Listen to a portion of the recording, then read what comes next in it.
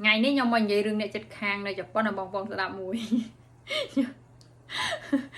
nơi đồng bọn nhom bong bongจะ thom ได้ cái men ti សក្ការៈបូជាមួយចឹងហើយអ្នកនៅតំបន់ហ្នឹងគឺយើងត្រូវទៅសម្អាតនៅកន្លែងហ្នឹងអញ្ចឹងណាម្ដងពីរគ្រួសារទៅគេដាក់វេនគ្នាអញ្ចឹងវល់ជុំអញ្ចឹងណាអញ្ចឹងហើយមុនហ្នឹងគឺមានលោកយាយម្នាក់គាត់មកប្រាប់ខ្ញុំចុចកណ្ដឹងហើយខ្ញុំយូរដែរតម្រុំទៅបើកព្រោះខ្ញុំអត់ស្គាល់អញ្ចឹងខ្ញុំភាគច្រើនមនុស្សខ្ញុំអត់ស្គាល់ខ្ញុំអត់សូវបើកកណ្ដឹងទៅបើកទ្វារឯងអញ្ចឹងហើយខ្ញុំក៏ដាច់ចិត្តទៅបើកទ្វារឃើញតែគាត់រងចាំយូរណាហើយទៅដល់គឺគាត់ប្រាប់ថានៅថ្ងៃអាទិត្យហ្នឹងគឺគាត់ត្រូវទៅសម្អាតនៅកន្លែងទីសក្ការៈបូជាហ្នឹងពីអ្នកម្ដាយក្មេកខ្ញុំប៉ុន្តែដោយសារថ្ងៃអាទិត្យគាត់រវល់អញ្ចឹងគាត់ទៅថ្ងៃសៅរ៍ស្អែកហ្នឹងតែម្ដងហើយគាត់ថាថ្ងៃអាទិត្យមិនបាច់ឲ្យម៉ែក្មេកខ្ញុំទៅសម្អាតទេព្រោះថ្ងៃសៅរ៍គាត់ទៅសម្អាតហើយមិនបាច់លក្ខណៈថាមិនបាច់ក្រែងចិត្តគាត់ទេដោយសារតែគាត់ថ្ងៃអាទិត្យគាត់អត់ត្រូវបានទៅសម្អាតចឹងគាត់ទៅសម្អាតថ្ងៃសៅរ៍មុនទៅព្រោះថ្ងៃសៅរ៍គាត់ទៅនេអញ្ចឹងណាខ្ញុំនិយាយជាមួយគាត់អីហើយអស់ហើយខ្ញុំភ្លេចស៊ូឈ្មោះគាត់ណាបងប្អូនអញ្ចឹងខ្ញុំត្រូវស៊ូឈ្មោះគាត់ដើម្បីប្រាប់ម៉ែក្មេកខ្ញុំដល់ពេលទៅស៊ូឈ្មោះគាត់ទៅគាត់ថាមានណាស់តែគាត់ទៅជាប់ណាខ្ញុំហូរចិត្តខ្លួនឯងបងប្អូននៅពេលដែលលឺចម្លើយនៅពេលដែលលឺចម្លើយខ្ញុំគាំងស្ដោកមកខ្ញុំសើចគាត់ក៏សើចដែរខ្ញុំនិយាយត្រង់អ្នកចិត្តខាងខ្ញុំហ្នឹងណាបងប្អូន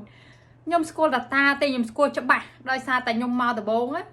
មានតាទេដែលគាត់មកនិយាយជាមួយខ្ញុំស៊ូខ្ញុំពីនេះពីនោះស៊ូពីប្រទេសខ្មែរស៊ូពីអីចឹងទៅឬក៏ថាជួបគាត់រាល់ថ្ងៃរាល់ព្រឹកហ្នឹងណាគឺគាត់តែស៊ូខ្ញុំមិនព្រោះអីខ្ញុំដាំបន្លែខ្ញុំត្រូវការស្រោចទឹកហើយតាគាត់ស្រោចទឹកដែរចឹងជួបគ្នាស៊ូគ្នានិយាយរុនស៊ូស្ដីអីចឹងទៅសុខសប្បាយអីអត់អីចឹងណានិយាយពីនេះពីនោះតិចតួចចឹងទៅខ្ញុំស្គាល់តាទេអ្នកចិត្តខាងខ្ញុំនឹងស្គាល់ច្បាស់តែបើប្រពន្ធគាត់កូនគាត់ចៅគាត់ខ្ញុំអត់ស្គាល់ទេព្រោះអត់ដែរនិយាយគ្នាអត់ដែរនិយាយគ្នាអញ្ចឹងណាអញ្ចឹងមានស្គាល់អីតែយាយគាត់ស្គាល់ខ្ញុំព្រោះអីខ្ញុំអាសានិយាយជាមួយតាឲ្យគាត់អាសាស្លឹងមើលដែរតែខ្ញុំអត់សូវចាប់ភ្លឹកមួយគាត់ទេដោយសារគាត់អាសាពាក់ម៉ាស់ឲ្យគាត់ជិះម៉ូតូខ្ញុំគាត់ពាក់មួយសុវត្ថិភាពខ្ញុំចេះតែនិយាយស៊ូស្ដីស៊ូអីគាត់តែខ្ញុំអត់ចាប់អារម្មណ៍មុខគាត់ទេអញ្ចឹងខ្ញុំអត់ចាំគាត់ទេខ្ញុំចាំតាដល់អញ្ចឹងមានបងប្អូនហើយខ្ញុំហូបចិត្តខ្លួនឯងហ្មងអ្នកចិត្តខាងឲ្យអត់ស្គាល់នេះខ្ញុំហើយមិនខ្ញុំមិនមកនៅនឹងតិចឆ្នាំណាបងប្អូន